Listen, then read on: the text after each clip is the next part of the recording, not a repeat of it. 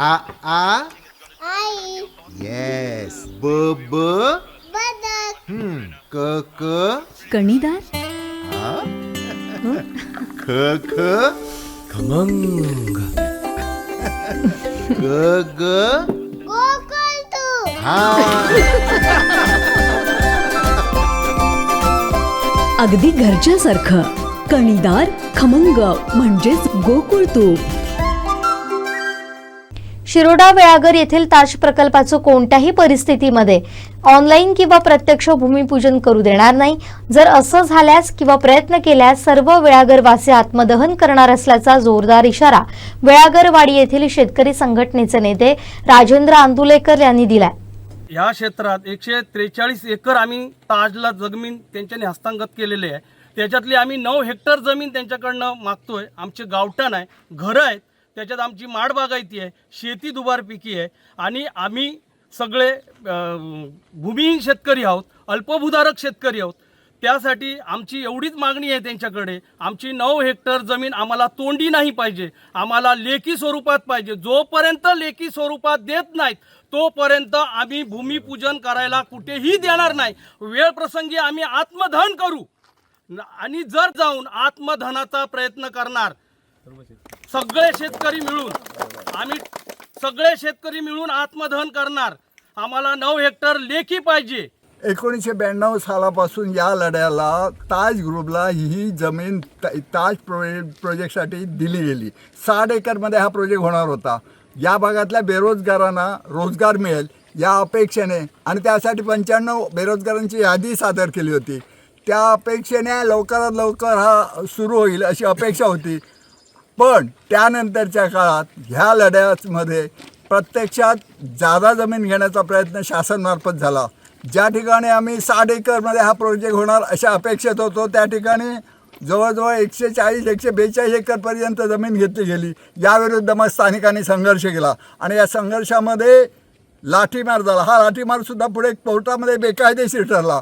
त्यानंतर शासन स्तरावरच्या 2 समित्या झाल्या, एक नाशिक फरांदे आणि एक मोरेश्वर टेंबेडे. विधानसभा आणि विधान परिषदेच्या उपसभापतींच्या नेतृत्वाखाली 2 समित्या झाल्या. या दोन्ही समित्यांनी स्पष्टपणे सांगितलं की गावठाण क्षेत्र हे वगळणे गरजेचं आहे आणि हे गावठाण क्षेत्र वगळण्यासाठीचाच आमचा लढा आहे. आमचा ताज प्रोजेक्टला विरोध नाही. आमचं म्हणणं आहे की जी 60 एकर आहे त्या अगेन आणखी जमीन आहे त्याला आमचा विरोध नव्हता. फक्त आणि फक्त गावठाण क्षेत्र बघा अशा प्रकारची आमची स्पष्ट भूमिका होती आणि हे क्षेत्र वगळण्याची दोन्ही समितीचा अहवाल, शासन स्तरावर आमची सातत्याने असलेली मागणी या सगळ्या बाबी विचारात घेऊन ते तात्काळ वगळणे गरजेचं होतं. पण तसं झालं नाही आणि म्हणून हा संघर्ष झाला. गेली 32 वर्षे या संघर्षामुळे आम्हाला आमच्या जमिनीचा विकास करता येत नाही. स्थानिकांना नोकऱ्या मिळणार ही अपेक्षा पोल ठरली आणि सगळ्यात महत्त्वाचं म्हणजे या लढ्यासाठी ज्या सूचना ज्या त्यांनी मागण्यासाठी आम्हाला मदत करण्याचं अभिवचन दिलं होतं शासन स्तरावर तसा आम्हाला प्रतिसाद मिळाला नाही.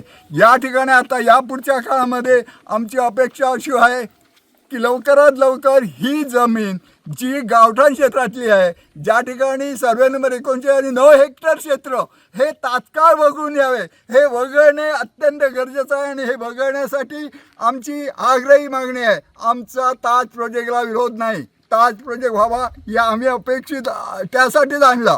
पण त्यामध्ये लोकांना डावलून लोकांची घरदारे शेती बागायती नष्ट करून त्यांना तिथून विस्थापित करून जर प्रोजेक्ट होत असेल तर तो मात्र आम्ही कदापि होऊ देणार नाही. केवळ आणि केवळ शिरोडा पंचक्रोशी नव्हे संपूर्ण सिंधुदुर्ग जिल्हा त्या पाठीशी आहे आणि म्हणून ही आम्ही ताकद या ठिकाणी उभी केली आहे. सुदैवाने यासंबंधी मागच्या आठवड्यात चर्चा झाली.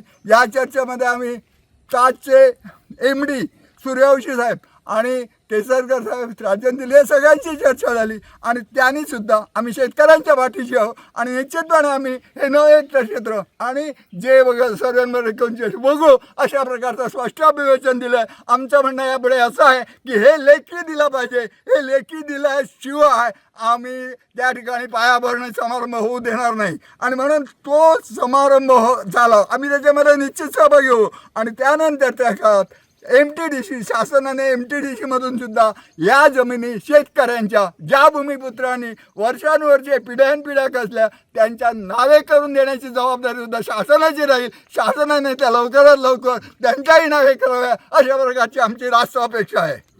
खरोखर हा शेतकऱ्यांचा लढा आहे. गेले कित्येक वर्ष हा लढा आपण शेतकरी करत आहे, पण शासनापर्यंत मी हा लढा पोचवला, परंतु शासन ह्याची दखल घेत नाही.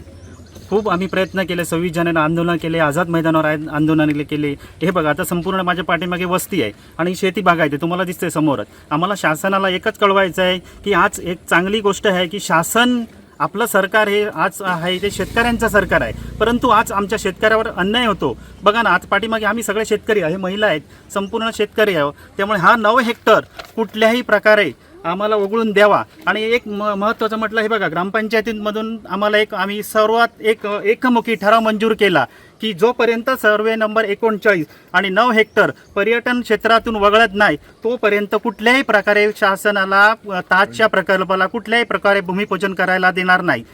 शासनाने आम्हाला लेखी आदेश द्यायला पाहिजे. 9 हेक्टर हा पूर्णपणे 7/12 पूर्ण कोरा करून शेतकऱ्यांच्या आमच्या नावे करायला पाहिजे. तसेच सर्वे नंबर 39 फक्त आश्वासनं आणि पत्रकार परिषद घेऊन संपूर्ण वगळल्याचा जाहीर करतात, परंतु आम्हाला कुठल्याही प्रकारचा लेखी आश्वासन नाही. हे लेखी आश्वासन आम्हाला मिळत नाही तोपर्यंत शासनाला कुठल्याही प्रकारचं किंवा ताज प्रकल्पाला भूमिपूजन करायला देणार नाही. ताज प्रकल्प हा यायलाच पाहिजे. ताज प्रकल्पाचं आम्ही स्वागत करतो, परंतु आम्हाला ताजला कुठल्याही प्रकारचा विरोध नाही. पण असं जर शेतकऱ्यांच्या जर पोटावर पाय ठेवण्याचा जर प्रयत्न करत असेल शासन, तर आम्ही गप्प बसणार नाही. जसं आमचे अध्यक्ष बोलले आणि आमचे सल्लागार बोलले त्याप्रमाणे आम्ही सगळेजण जर हा आमचं मान्य नाही केलं तर आम्ही आत्मदहन केल्याशिवाय राहणार नाही. आमचे दिवसभरातले सर्व अपडेट्स, ताज्या घडामोडी आणि थेट लाईव्ह पाहण्यासाठी सबस्क्राईब करा, लाईक करा कोकणचं नंबर 1 महा चॅनल कोकण 7 लाईव्हचं YouTube चॅनल.